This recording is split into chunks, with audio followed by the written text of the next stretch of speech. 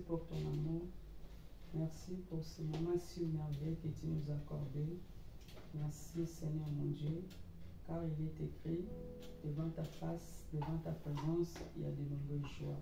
Merci Seigneur mon Dieu, parce que ce soir, tu vas encore nous faire du bien, parce que tu es le Dieu qui siège au milieu des louanges et l'adoration de ton peuple.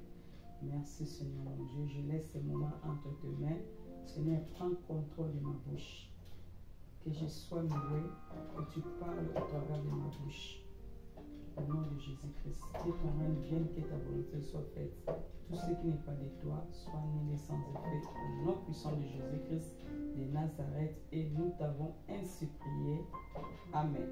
Amen. Eh bien, je bénis le Seigneur pour son amour. Je bénis le Seigneur pour la journée d'aujourd'hui. Personne ne pouvait savoir, personne ne pouvait connaître que non. Aujourd'hui, moi, j'allais me présenter devant vous pour parler de la part du Seigneur. C'est une faveur que le Seigneur m'a faite. Donc, je n'ai rien mérité, je n'ai rien payé, mais c'est sa grâce. Comme il est écrit, tout est grâce. Donc, je bénis le Seigneur et je bénis aussi l'homme de Dieu qui au travers du Saint-Esprit qui est en lui, il a permis qu'aujourd'hui je sois là. J'ai béni aussi le nom du Seigneur. Et maintenant, aujourd'hui nous allons parler. Notre thème sera la discipline chrétienne. Et on aura aussi peut-être l'occasion, si on aura le temps de parler aussi de la relation entre un maître et un disciple. Donc, selon comment le Seigneur va le faire. Donc,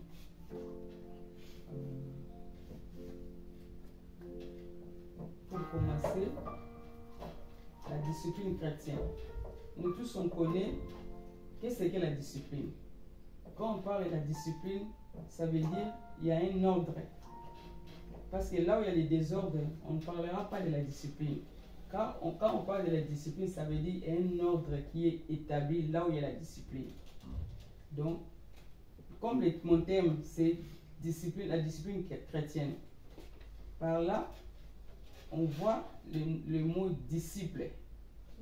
Discipline, c'est le mot disciple qui sort.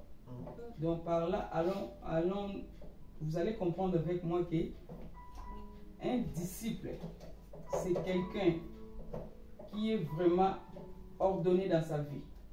On ne peut jamais trouver du désordre dans la vie d'un disciple. Un disciple, c'est quelqu'un vraiment qui est aussi... c'est quelqu'un qui est le vrai chrétien, si je peux dire autrement. Un vrai chrétien. Un chrétien qui sait vraiment son objectif, un chrétien qui sert le Seigneur avec crainte, tremblement, un chrétien qui suit les ordres du Seigneur. C'est ce chrétien-là qu'on appelle disciple. Donc disciple, ce n'est pas n'importe qui, c'est lui qui suit les commandements de son maître. C'est lui-là qui est vraiment le disciple. Donc c'est là, aujourd'hui dans nos églises, on a plein des enfants de Dieu.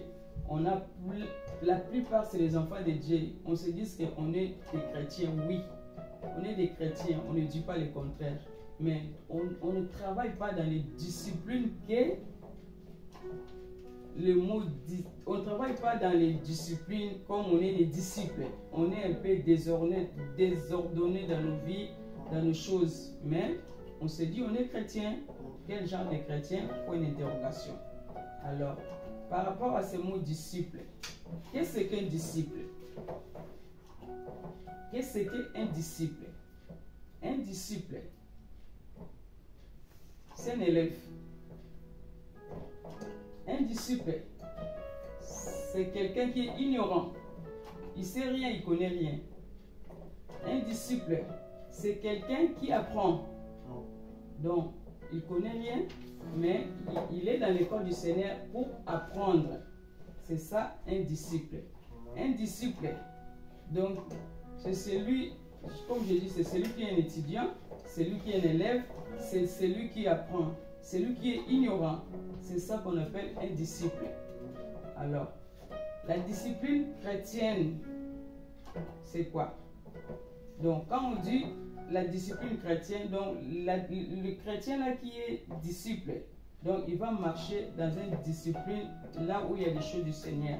Les choses du Seigneur, on trouve où? Dans nos familles aussi, bien sûr. La famille aussi, c'est une église. Mais là où 2, 3 réunis, c'est là où l'Esprit du Seigneur. Comme nous là, on est dans l'église. Ce n'est pas les bâtiments. Donc l'église, c'est moi, c'est toi, c'est l'autre. Donc on forme l'église. Là où il y a l'église, c'est là où on trouve les disciples. Les disciples, comme je viens de dire, c'est ignorant, c'est lui qui apprend, c'est lui qui ne connaît rien, quoi. Si je peux donner l'exemple d'un élève, un disciple, je prendrai l'exemple par rapport à, je vais prendre l'exemple par rapport à mon prof de conduite. Moi, je suis élève. Je ne sais pas conduire. Je n'ai jamais conduit dans ma vie. Maintenant, lui, il est professeur. C'est lui qui me montre, je suis son élève. Lui, il est maître, moi, je suis son élève. Donc, la plupart des cas, quand on se retrouve avec lui pour faire la conduite, il me parle, il faut faire ça, il faut faire ci. Si tu arrives à comprendre ce que je suis en train de te transmettre, tu vas faire ton permis tranquillement. Donc, toi, sois motivé, déterminé. Donc, écoute ce que je vais te transmettre. Je vais te donner quelque chose. Donc, ça c'est mon professeur qui me dit ça. Donc, des fois, quand on est là en route, on conduit. Il est patient, hein? Il est patient, il me regarde même si je fais des fautes. Des fois, ah maman, pourquoi faire comme ça? Mais quand il me parle avec amour, quoi. Il ne me parle pas pour m'écraser parce que je suis son élève, parce que je suis ignorant, parce que je ne connais rien. Non, il me parle vraiment avec un langage vraiment dont tu sens que non, quelqu'un qui te donne vraiment du respect. C'est comme ça. Maintenant, le maître, discipline chrétienne à l'église. Comme je viens de dire ici, elle est disciple, c'est un étudiant. Donc, quand on voit l'étudiant, certainement, on va voir aussi un professeur. Comme je viens de donner l'exemple de mon professeur de conduite. Maintenant, le professeur, le maître dans l'église, donc, il est censé de donner, si je peux dire cours, quoi, de donner cours aux élèves. Élèves là, moi et toi, on est des chrétiens, disciples. Donc, comme dans les temps de la Bible, il y avait des gens qui étaient des maîtres dans la Bible, ils étaient bien formés, nos aînés, quoi, comme des Paul, comme des aînés, donc c'est des maîtres. C'est pour cela, nous, aujourd'hui, nous suivons le modèle de nos aînés. Donc, parce que c'est eux qui sont vraiment, si je peux dire, nos professeurs, quoi. Donc, si on peut prendre la parole de Dieu, on va lire dans le livre de Luc 6, 39 à 40.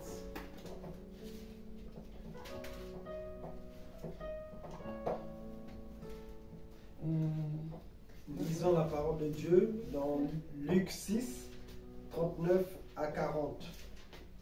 Il leur dit aussi cette parabole. Un aveugle peut-il conduire un aveugle?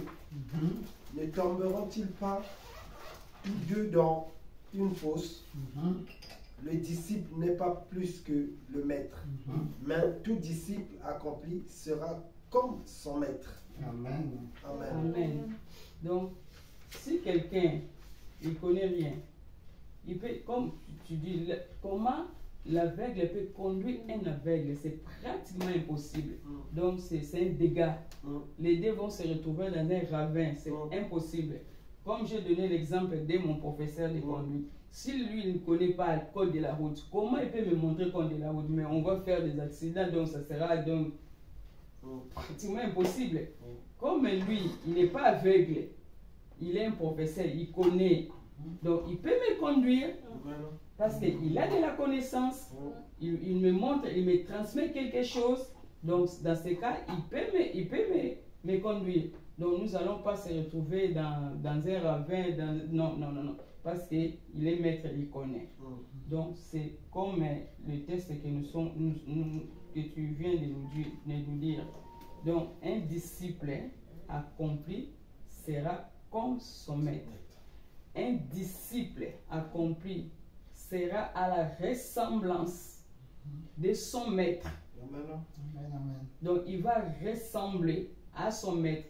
Il ne va pas ressembler à une autre personne. Non, à son maître. Je retourne encore dans les trucs de mon professeur. Lui, il aime, quand on arrive dans le virage, que je mets ma main à midi. Il insiste sur ça. Il veut ça. Il a dit, écoute ce que je te dis. Mets ta main à midi. Donc, il veut que je ressemble à lui. Il est en train de me transmettre quelque chose. Il est en train de me donner quelque chose. Donc, il dit que non, le jour où tu vas aller passer ton code, donc, quand on appelle les gens là, les inspecteurs, voilà.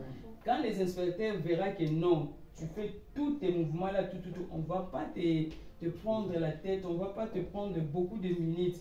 Ils vont savoir que non, tu as de la connaissance. Donc, tu connais. Il a dit, c'est ce que je veux pour toi. Donc, il veut que je ressemble à lui, que je ne fais pas de bêtises. Quand il me donne ça, je fais ça. Donc, c'est ça aussi sa joie. C'est pareil dans les choses du Seigneur. Donc, un maître, il est censé de donner pourquoi. Un élève, un ignorant, il peut recevoir Jésus-Christ aujourd'hui. Il vient à l'église, il ne connaît pas. Il ne sait même pas là où il y a Mathilde. Il ne connaît pas. Il ne connaît même pas là où il y a Amos. Il ne connaît pas. Mais c'est le professeur, c'est le maître qui est censé à conduire cet élève à lui montrer des choses qui vont aider cette personne-là à grandir, à devenir mature, à devenir quelqu'un, à devenir disciple, quoi. Disciple. Donc, il ne va pas commencer à se moquer de ces disciples-là. Par exemple, il va dire que non, on va lire, exemple, dans le livre de Osée, si les disciples commencent à chercher vers l'Apocalypse, le maître ne va pas se moquer de cet enfant-là. Mais c'est quoi ça? Tu es ignorant. Non, non, non, non, non, non. Comme il est maître, il est censé de montrer à cet enfant-là. Donc, il est censé de lui donner la connaissance. Donc, un disciple accompli sera comme son maître. Quand l'enfant-là sera vraiment bien assidu, tu verras même ses langages, même ses gestes, il va ressembler à celui qui l'avait formé. Donc, c'est clair et net, c'est normal. C'est lui qui apprend quelqu'un, donc il veut que quelqu'un là vraiment se ressemble à lui. Et je vais parler maintenant comment devenir un disciple accompli. Comment devenir un disciple accompli. Parce que tu ne peux pas te réveiller aujourd'hui, tu dis que non, moi je suis vraiment un disciple. Non, il y a aussi des choses, il y a des principes. Il faut suivre. Il y a des règles, il y a des choses. Donc pour devenir un disciple accompli, donc premièrement, il faut que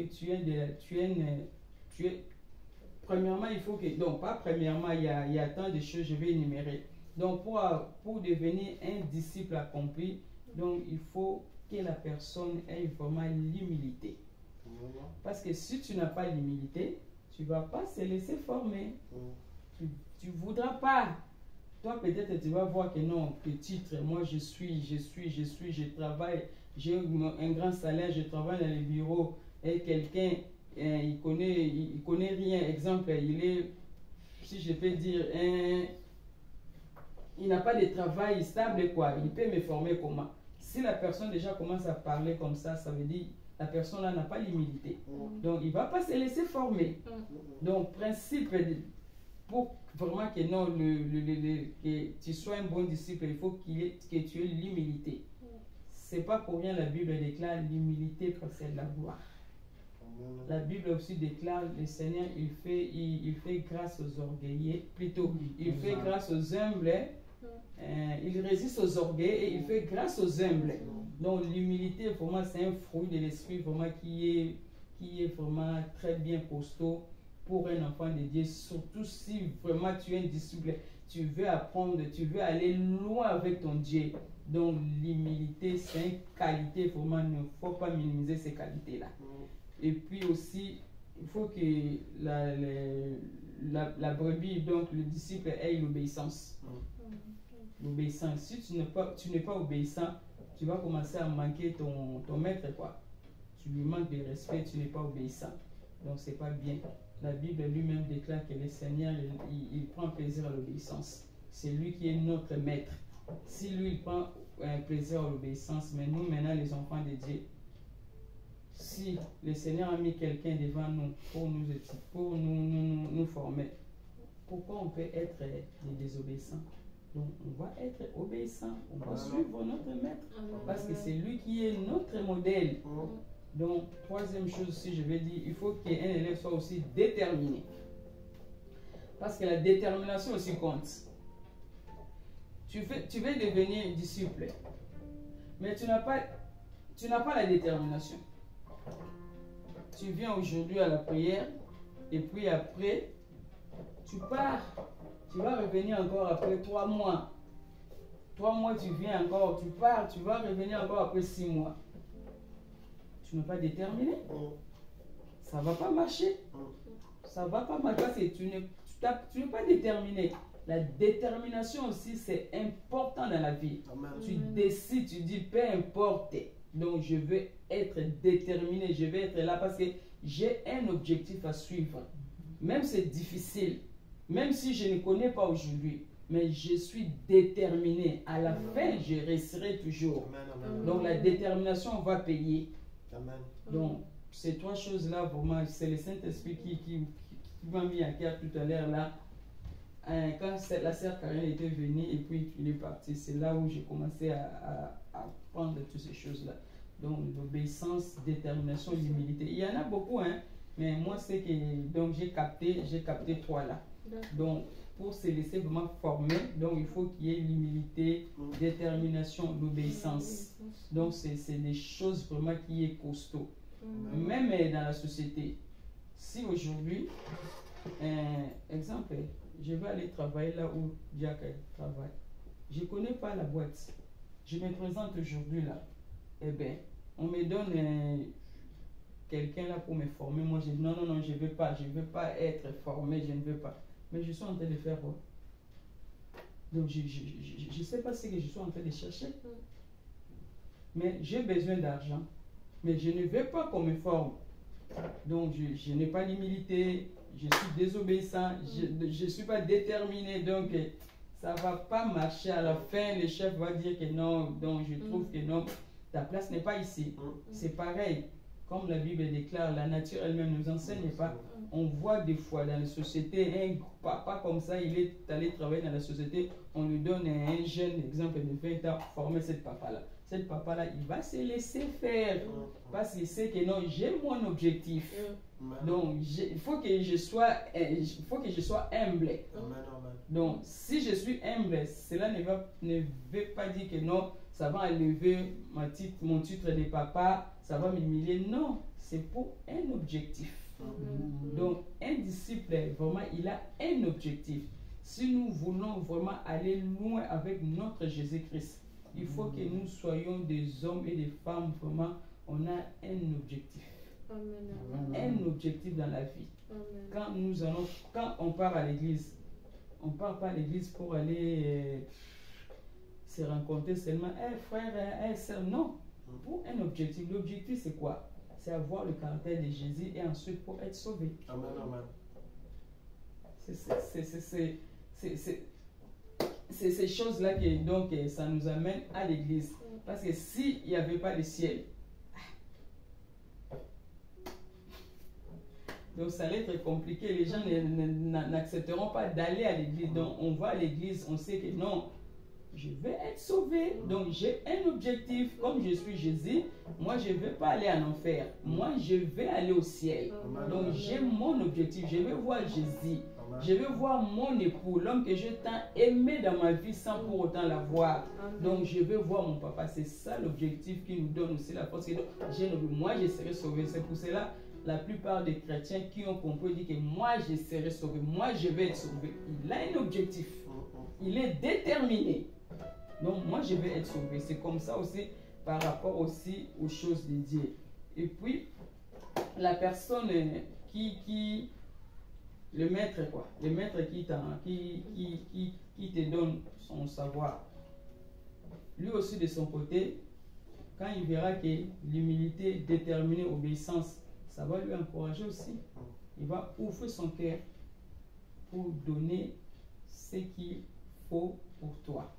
Et puis le maître là, il ne va pas t'écraser parce que tu es humble, parce que tu es obéissant, il ne va pas te manipuler, il ne va pas donc, si vraiment il est un vrai maître, selon la parole, donc il va comprendre que cet enfant-là, vraiment, il a un objectif, il est déterminé, donc il va vraiment te respecter, il ne va pas te balancer par rapport à des paroles, il ne va pas t'écraser par rapport à son autorité, non, il va te respecter.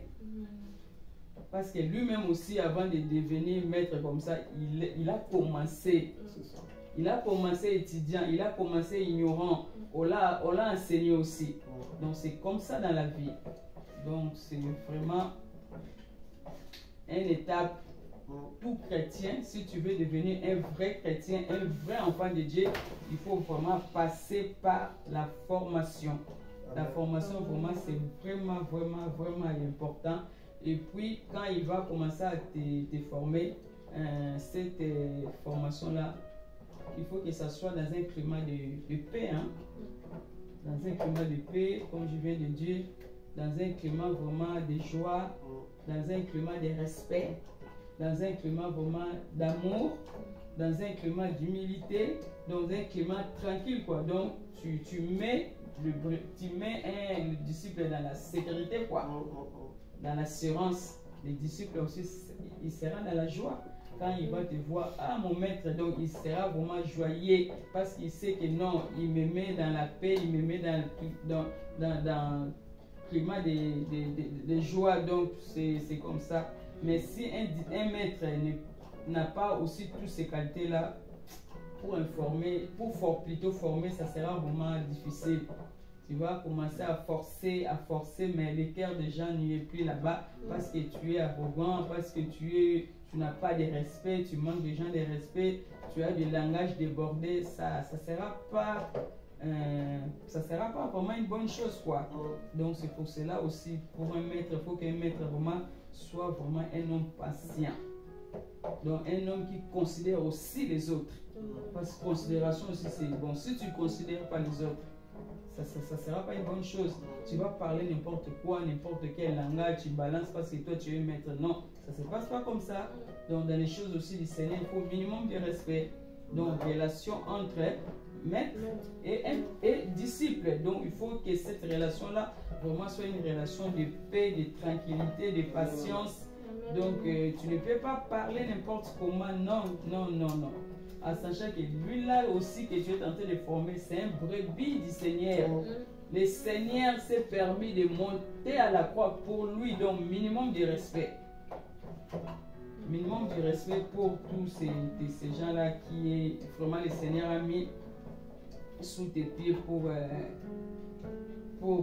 les encadrer, quoi. Donc c'est comme ça. Et puis le disciple, il faut que tu sois un homme de principe. Un homme de principe. Tu ne peux pas laisser un disciple. Tu ne peux pas accepter d'être emporté par tous les vents de doctrine, quoi. Tu es un chrétien, tu es un disciple, mais tu es un pied à gauche, un pied à droite. Si on parle du monde, toi tu parles aussi du côté du monde. Dans les trucs des Seigneurs aussi, tu es dans les trucs des Seigneurs. Mais non. Tu n'es pas un disciple, tu n'es pas un vrai chrétien. Même la Bible déclare, si tu n'es pas chaud, froid, donc je vais te vomir. Donc il faut que vraiment tu sois positionné. Tu sais que non, moi, mon identité, je suis un enfant de Dieu. Je ne peux pas faire n'importe quoi. Je ne peux pas faire n'importe comment. Tout est permis, mais tout n'est pas utile. Tout n'est pas utile. Donc il faut que tu aies vraiment un homme de caractère, un homme de principe, un homme vraiment qui voit très loin que moi, je ne peux pas me permettre de faire de n'importe quoi. Non. Je vais donner un exemple des choses qui s'est passées dans mon pays. Il y a un homme musicien, il a joué son truc dans le stade. Maintenant, il y avait eu un frère parmi les gens qui sont morts. C'est un frère. Il joue à la chorale, adoration. Il est adorateur à l'église. Mais, comme je ne sais pas s'il était formé ou formé, je ne sais pas. Il était parti là-bas à un concert. Et puis, vers la sortie, tellement il y avait du monde d'étouffement. Et le frère est décédé. Quand la famille pleure, ses amis, il dit que non, il était un enfant de Dieu. Il chantait même pour le Seigneur à l'église, tout. Mais quand moi j'ai entendu ce témoignage, je me suis dit, quel est cet enfant de Dieu? Donc il n'est pas ni chaud, ni froid. Lui qui chante pour le Seigneur, la bouche qui adore le Seigneur, un concert mondain, il s'est permis aussi d'y aller là-bas. Ça, c'est pas un enfant de, c'est pas un disciple. Donc, il est un enfant de Dieu, oui, mais ce n'est pas un vrai disciple, parce qu'un disciple accompli sera comme son maître. Donc, ça, vraiment, j'avais dit que le Seigneur aide les enfants de Dieu. Hein. On se dit que non, on est enfant, je suis chrétien, sa famille témoigne, il est chrétien, mais avec toutes ces choses-là, c'est grave. Donc, un chrétien, un enfant de Dieu, un disciple ne peut jamais se permettre de faire n'importe quoi parce que c'est le vent du monde, quoi. Je suis les amis, il y a un concert, je pars, tu pars au concert, après demain, tu pars ensuite chanter pour le Seigneur. Non, ça c'est pas bon pour un enfant de Dieu. Donc il faut qu'un enfant de Dieu soit vraiment un homme de principe, soit vraiment ferme, tu sais ce que tu veux dans ta vie. Donc même si les gens sont là en train de parler des mots qui cartonnent aujourd'hui, des grands mots, donc moi un enfant de Dieu, je suis disciple, je ne peux pas me permettre de parler n'importe comment, non. Je vais discipliner ma bouche. Tout est permis, tout n'est pas utile. Donc si vous allez faire, moi je suis un enfant de Dieu, je connais mon identité, donc je ne peux pas me mêler dans tous vos bêtises là, non. Parlez comme vous voulez, et moi je ne suis pas là, je connais ce que je suis, mon identité, je suis un enfant de Dieu, en plus un disciple formé, donc je ne peux pas me mêler. Même si il y a des oppressions, on voit même dans nos familles, des fois il y a des choses qui se passent dans nos familles, tout le monde, ouais, il dit oui, mais toi ton avis, tu dis non. Un contre plusieurs. Mais si tu n'es pas vrai disciple, toi aussi tu vas céder. Tu vas céder un contre plusieurs. Donc il y a des attaques partout, oppression, on t'oblige, tout, mais tu es là. Il dit, moi je ne céderai pas. Je ne céderai pas. Faites ce que vous voulez, mais moi je ne vais pas me mêler dans vos bêtises parce que je sais ce que moi, plusieurs fois, dans ma famille, je suis confronté à des situations comme ça. Un contre plusieurs. Mais c'était terrible. Hein? Un contre plusieurs. Mon Dieu, plus de 7 ans. Un contre plusieurs. Mais tellement, je connaissais que non, je ne peux pas. C'était difficile. Mais comme je connaissais mon Dieu, j'étais un homme de principe, je connaissais ma valeur, donc j'étais resté moi, avec mon Jésus. J'ai dit, personne ne viendra me faire paniquer, non. Mon Jésus reste mon Jésus. Jusqu'à ce qu'on avait commencé à balancer, si ton Jésus, tu pries, mais pourquoi ça ne marche pas, ça ne marche pas. Il dit, ça finira toujours par marcher. Donc, mais si je n'étais pas un disciple formé, j'allais céder à leur demande. J'allais céder parce que c'était chaud. Les attaques venaient de partout. Oppression. Tu sens vraiment, il y a des gens qui viennent physiquement, ils te parlent comme ça, des choses qui peuvent te toucher maintenant. Tu regardes, tu dis, Seigneur, tu vois ou tu ne vois pas? Mais le Seigneur aussi voyait. Le Seigneur ne disait rien. Peut-être là où il était croisé les bras, il me regardait, quelle sera maintenant ma réaction? disciple ou pas disciple. Mais par la grâce de Dieu, le Seigneur m'avait donné la force. J'étais là au front. J'étais là au front devant les attaques, mais j'étais là en train de proclamer le nom de mon Dieu. En train de célébrer le nom de mon Jésus. J'ai dit, le Seigneur va me glorifier. Et puis quand j'entrais pour chercher le Seigneur disait, ma fille, sois tranquille. Jamais je te laisserai. Jamais je t'abandonnerai. Donc ça me donnait encore de la force. Je dis que le Seigneur me connaît. Mais devant maintenant ma famille, ça ne marchait pas. Maintenant, ce qui me donnait de l'assurance, c'était les paroles de mon Dieu. Je me disais que le Seigneur me connaît. Même si me dit ça, il veut que je fasse ça. Donc, c'est à moi de faire un choix clair. Donc, j'ai dit, moi, je prends le compte de mon Dieu. Et enfin, comme le Seigneur, il est fidèle, il est derrière sa parole pour l'accomplir. Et le Seigneur avait fini de me justifier. Et puis, le langage est changé. Et aujourd'hui, dans ma famille, il connaît que moi, je suis un enfant de Dieu. Je ne suis pas quelqu'un dont tu peux venir me prendre, tu me balances. Non. Je ne suis pas emporté par tous les vents de doctrine. Donc il connaît très bien que lui là, il ne cède pas. Donc un disciple. Un disciple. Donc, que le Seigneur soit béni. Je me suis rappelé encore de ce moment-là, comment les choses passaient. Le Seigneur m'a fait grâce. Donc maintenant, ça devient témoignage, quoi. Mais vivre, c'était pas facile. Vivre ça, c'était pas facile. Si tu n'es pas fort, tu abandonnes. Tu dis, Seigneur, mais je retourne. Mais le Seigneur m'avait tenu par la main. Vraiment, un disciple, il faut voir loin. Combat ou pas combat, avance. Oppression, pas oppression, avance. Regarde seulement Jésus. À ton Jésus, celui qui t'a appelé, il est fidèle. Il ne va jamais te repentir. Il va jamais. Comme Daniel a dit, je n'ai jamais vu un juste. Je n'ai jamais vu un juste. Moi, à un moment donné, je me demandais au Seigneur, mais tout est foutu, ça va être comment?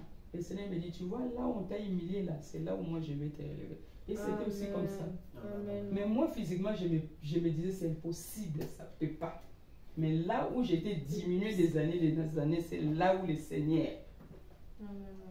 C'est là où, quand je dis, Seigneur, tu es comme ça. Vraiment, il est grave. Voilà pourquoi vraiment je nous exhorte ce soir, vraiment que nous puissions que nous puissions soyez de vrais disciples de Dieu. Des disciples accomplis dans nos vies, dans nos sociétés, dans nos familles, dans nos entourages. Il peut y avoir des oppressions, il peut y avoir des choses, mais n'abandonnez pas. Il ne faut pas laisser parce que il y a des oppressions à gauche, il y a des oppressions à droite, il y a des attaques, il y a des ceci, cela, et toi tu baisses la garde, tu dis que non, je suis non. Ça jamais. Un disciple accompli sera comme son maître, il va se ressembler à son maître. Preuve en est que Jésus-Christ est lui-même, à la croix. Comme il savait que non, mon objectif, il faut que je sauve l'humanité. Il n'avait pas cédé, on l'a percé le côte. Il était toujours là. On l'a flagellé, il était toujours là. On l'a mis couronne d'épines, il était toujours là. Il était ferme, il était déterminé. Comme il avait déjà décidé que non, je vais aller sauver. Donc jusqu'à la fin, le Seigneur a achevé sa mission jusqu'à la fin. Donc c'est lui qui est notre maître, notre modèle par excellence.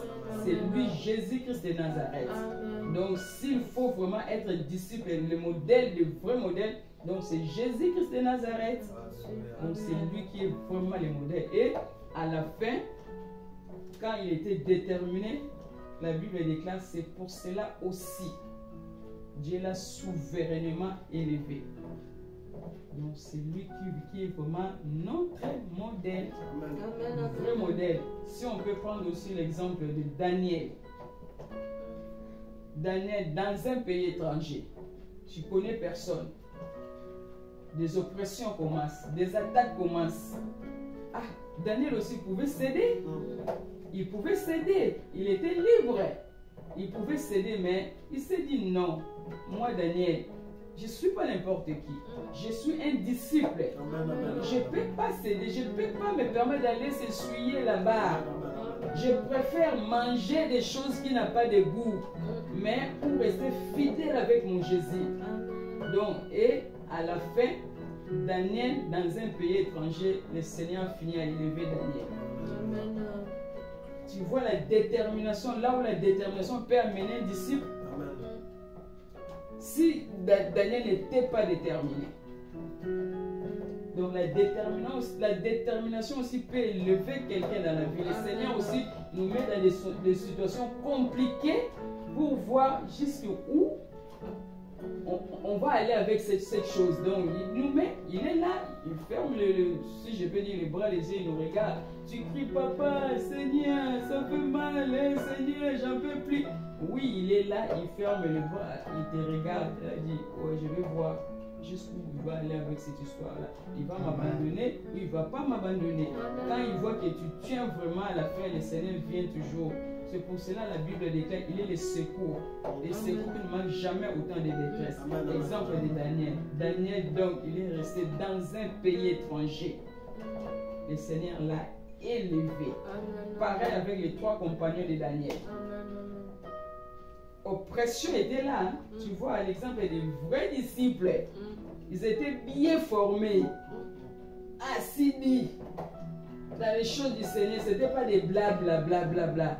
Assidus dans les choses du Seigneur. Fournaise est là.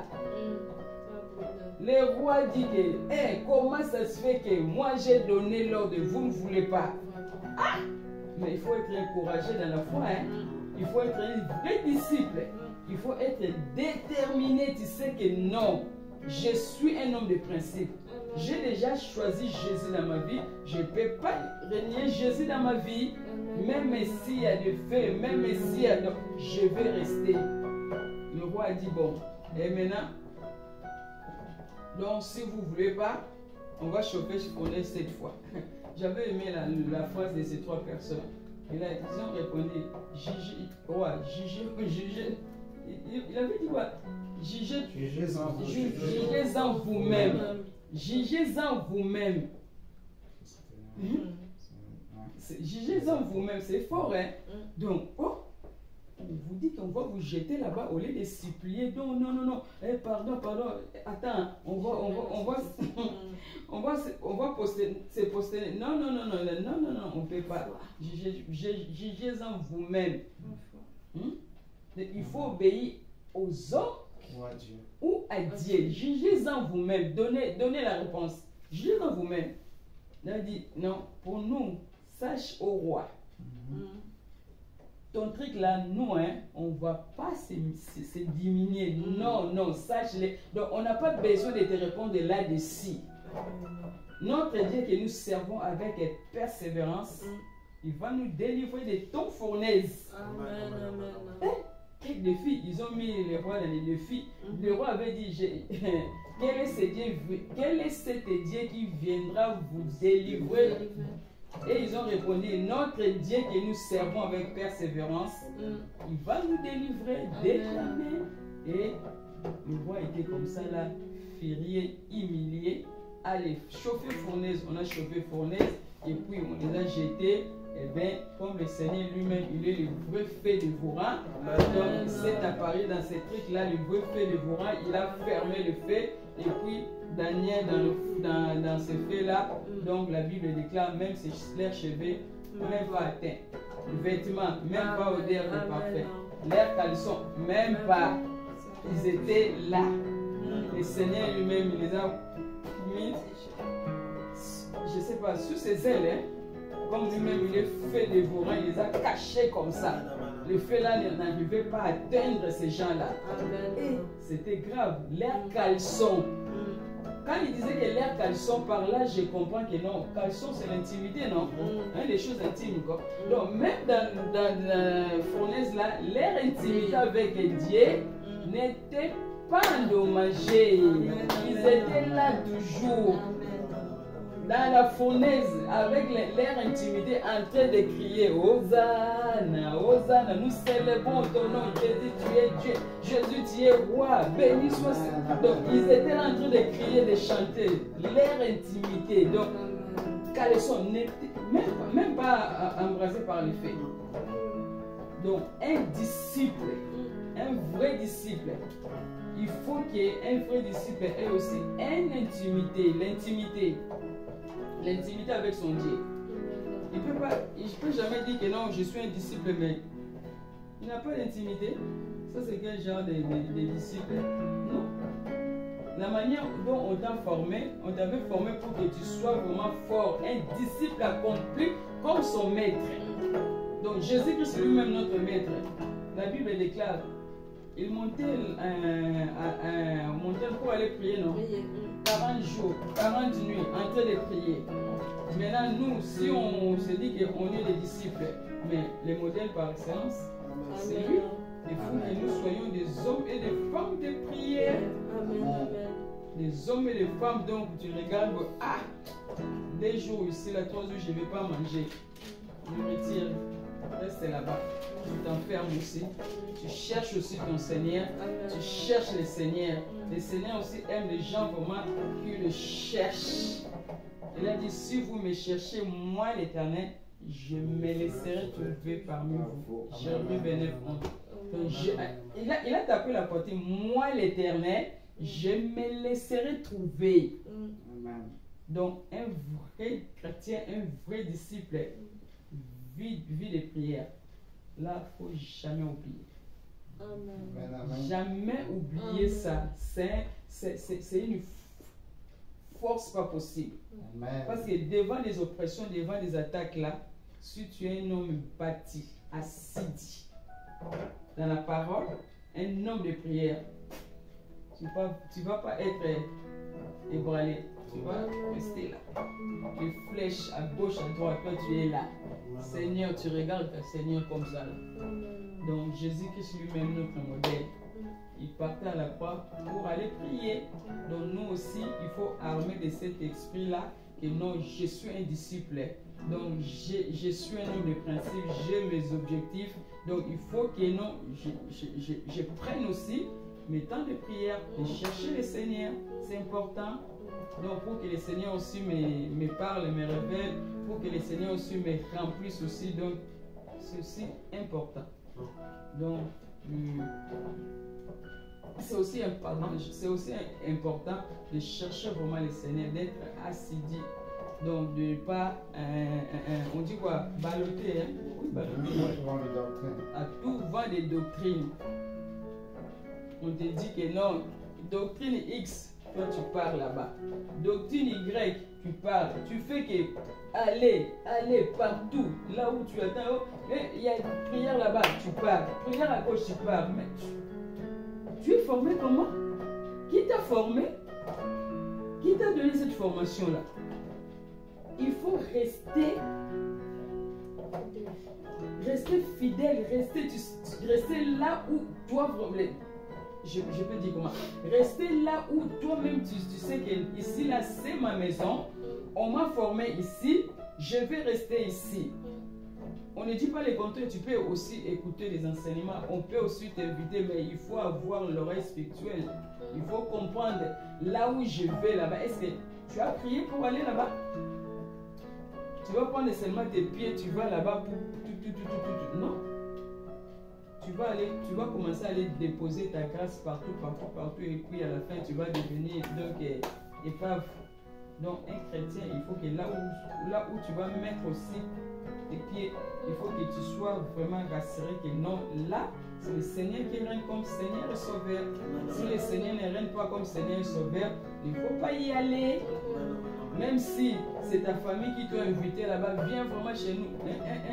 Est-ce que c'est ton Dieu qui t'a dit d'y aller là-bas? C'est ça aussi être un disciple.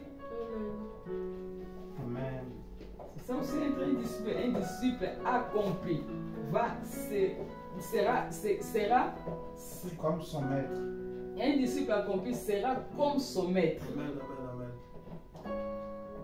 Donc il va faire des choses comme son maître. Donc vraiment c'est important vraiment dans la vie. Donc il faut que là où nous des fois, nous foulons nos pieds dans les prières, donc il faut que vraiment prions que le Saint-Esprit nous aide, sinon ça va être vraiment trop difficile dans nos vies. Donc ça aussi c'est une partie des disciples là, d'être un vrai disciple aussi. Donc c'est important, un homme de prière. Là maintenant, je vais parler des caractéristiques d'un chrétien ou d'un disciple.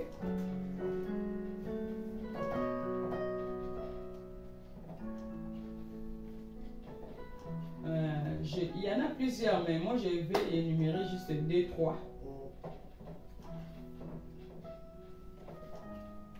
Donc, la discipline de la langue. La discipline de la langue.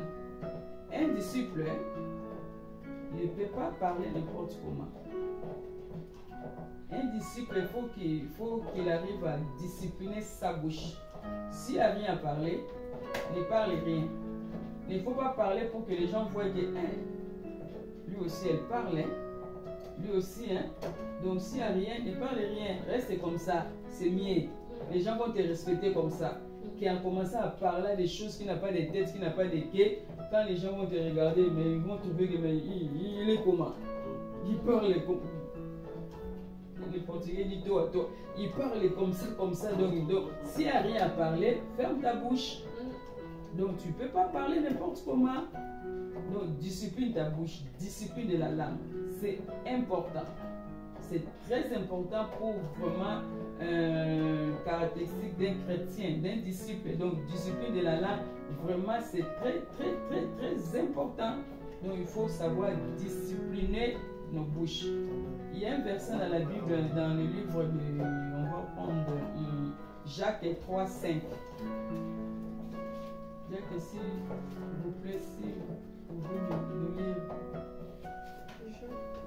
Jacques 3:5, ouais.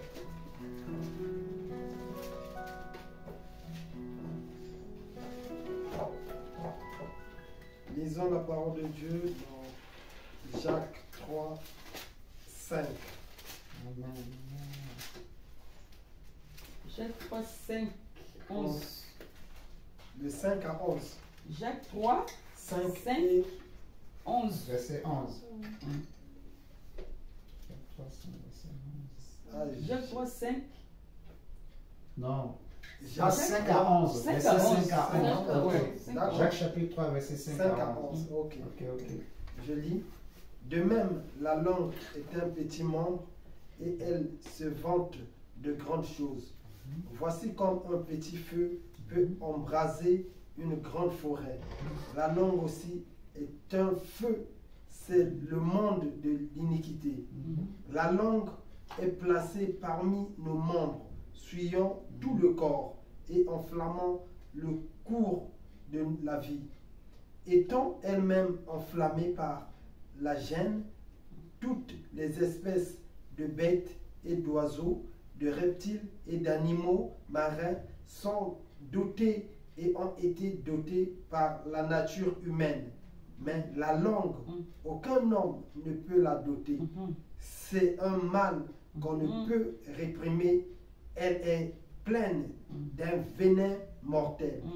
Par elle, nous bénissons le Seigneur notre Père et par elle, nous maudissons les hommes faits à l'image de Dieu.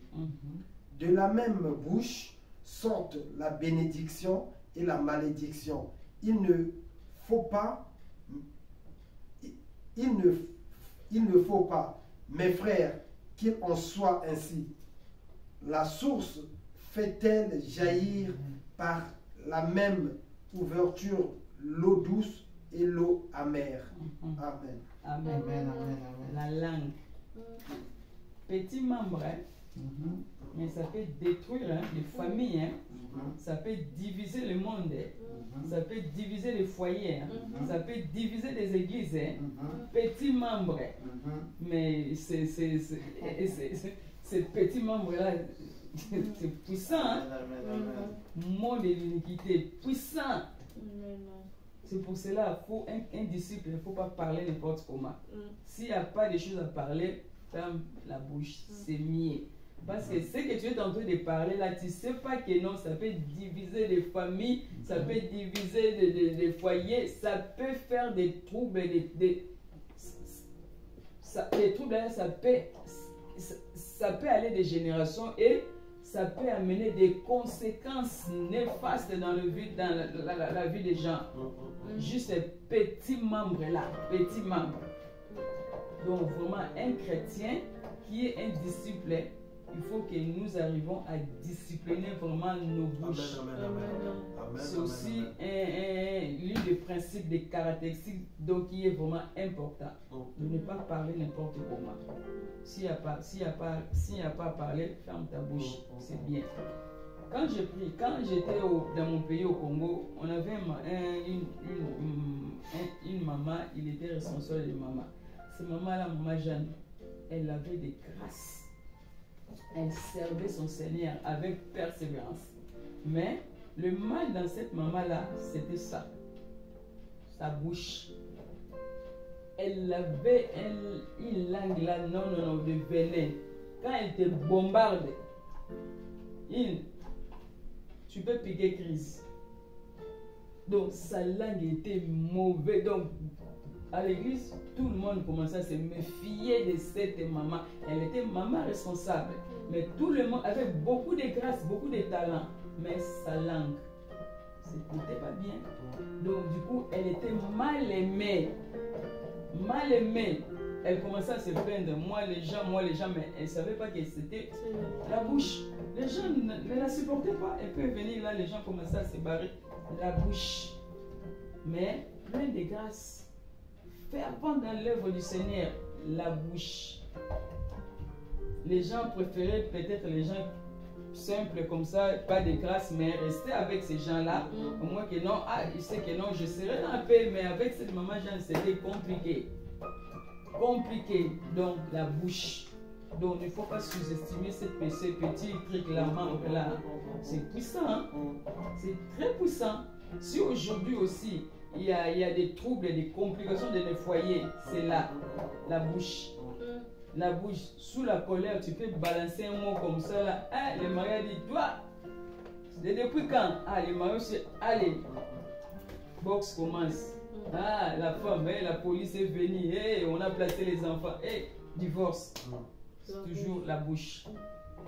La bouche. Donc il faut discipliner vraiment en tant qu'un chrétien. Donc il faut discipliner vraiment la bouche. Et puis dans notre bouche, on ne peut pas trouver les paroles de découragement dans nos bouches, non.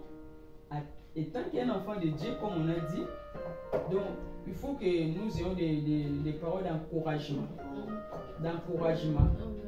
Si ma soeur, exemple Clarisse, a un problème, un souci, je ne peux pas me présenter chez ma soeur Clarisse pour commencer à lui décourager, à lui casser, à lui décourager. Je suis en train de faire quoi? Je suis en train de décourager mon foi, je suis en train de tuer sa foi. Or, on n'a pas reçu le ministère de découragement, non.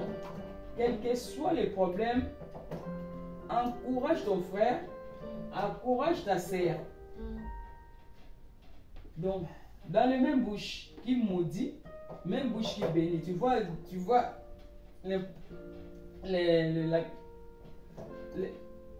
pas l'importance, les côtés l'importance quoi.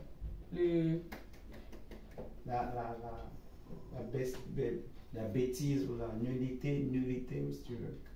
Tu vois ce que la bouche peut faire? La bouche peut détruire. Moi, j'ai parlé à ma soeur Clarisse, mais je suis retourné chez moi. Là où la soeur Clarisse est restée toute la nuit, elle n'a pas pu dormir. Hein. Les paroles commencent à continuer dans sa tête. Travailler. Au travers de cette parole-là, elle a poussé à prendre des décisions et des décisions et des décisions. Mais toutes ces décisions-là, pourquoi? C'est au travers d'une personne qui était à côté de la sœur, elle a découragé. Et puis, comme l'ennemi aussi, il est aussi malin, il a profité. Il a dit, tu vois, ma sœur, on t'a dit bien, fais ça, fais ci, fais ça. Et la sœur aussi, sous la colère, sous, je ne sais pas si je peux utiliser les mots, sous l'envoûtement, allez, a pris des décisions, allez, les choses sont parties en cacahuète, comme disent les Français. Après des années, la sœur commence à regretter, mais pourquoi j'avais fait ça? Ah, cette sœur-là m'avait conduit en erreur vraiment. Tu vois, la bouche membre. Donc c'est vraiment, il faut discipliner vraiment nos bouches. S'il faut parler à quelqu'un, donc la Bible déclare, tournez. Tournez. Si tu vois que non, tu hésites, laisse. Laisse, ferme ta bouche. Parce que tu ne sais pas, en prononçant juste un mot, tu ne sais pas. Tu ne sais pas ce qu'un mot là que tu as prononcé, ça peut détruire, ça peut. Donc c'est pas un bon truc. Et dans la bouche d'un disciple, on ne peut pas aussi trouver le mensonge. Donc évitons vraiment de mentir. Ce n'est pas bien. C'est l'ennemi. Quand il était allé au jardin d'Éden, il a menti à qui? Ève.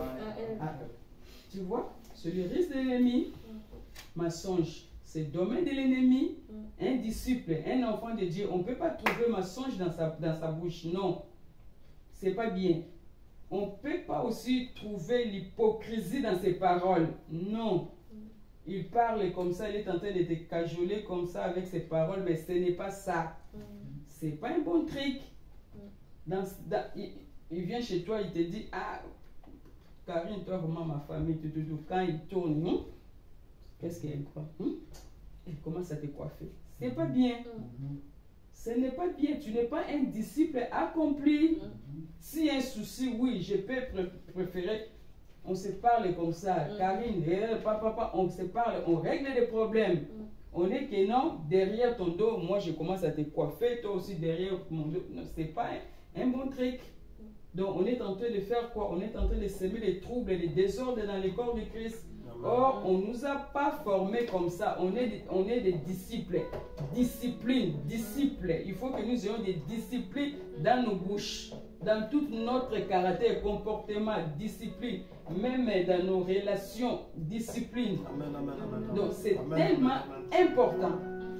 Et puis nous allons aussi lire Colossiens 4 et 6.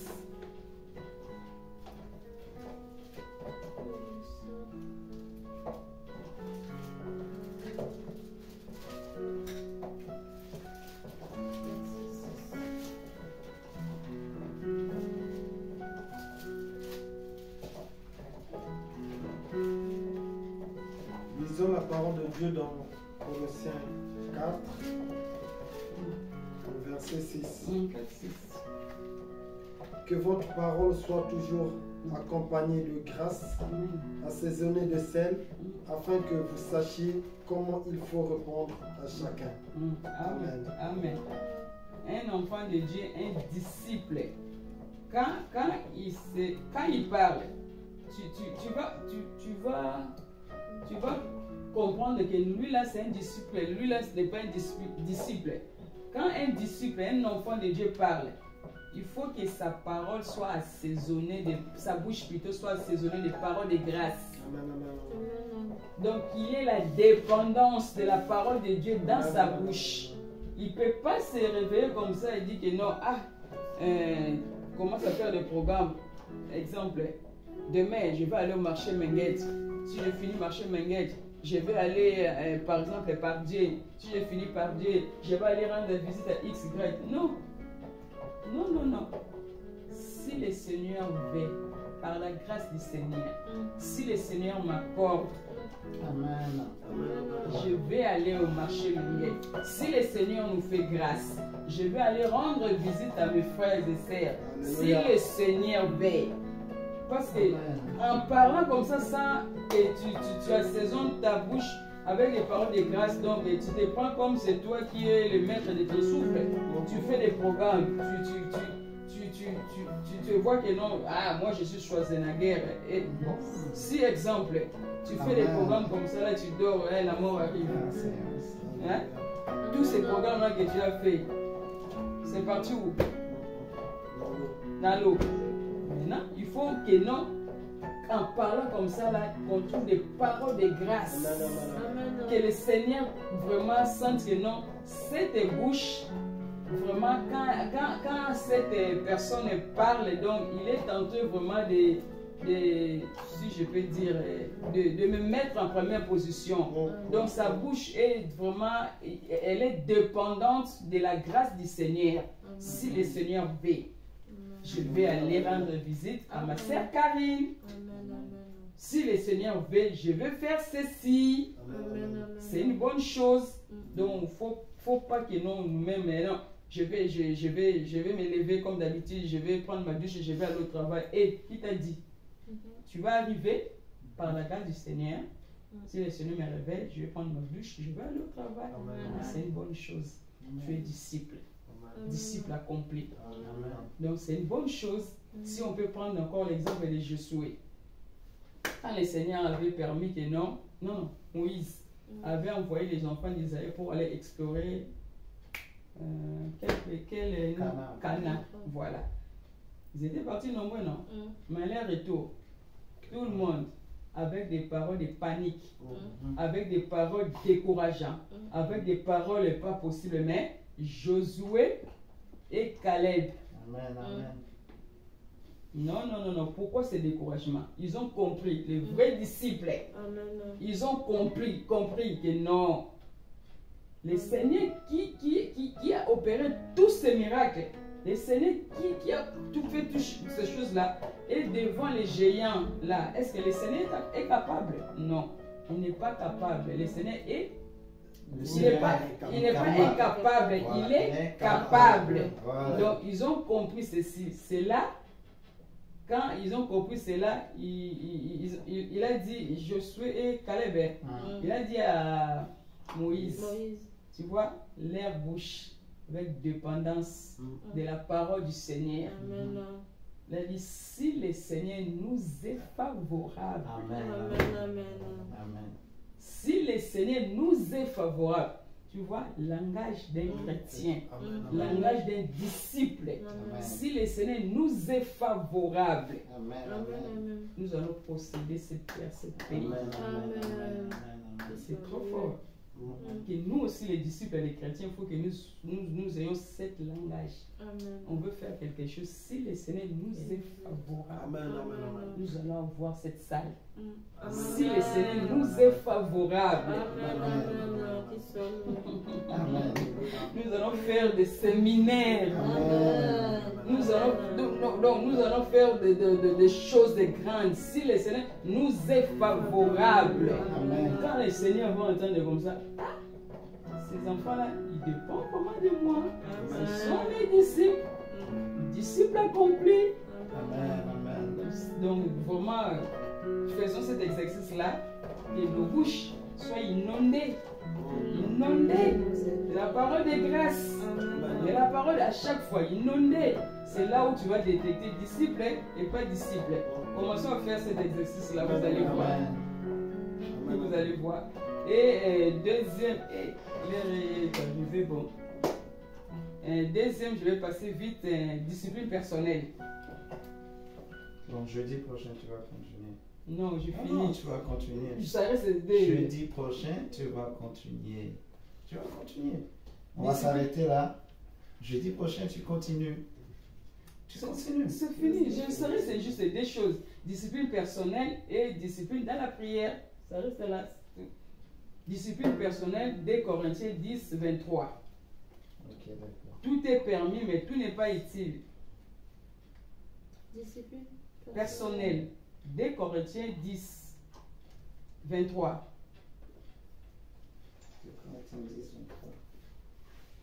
Donc, il ne faut pas vivre comme tout le monde. Il faut être des femmes, plutôt des hommes et des femmes de principe, comme un disciple.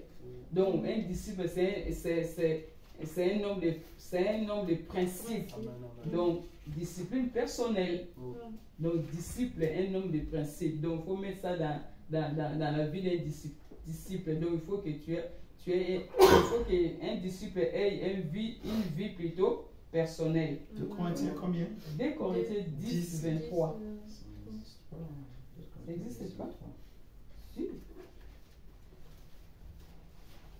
C'est bien 1 Corinthiens.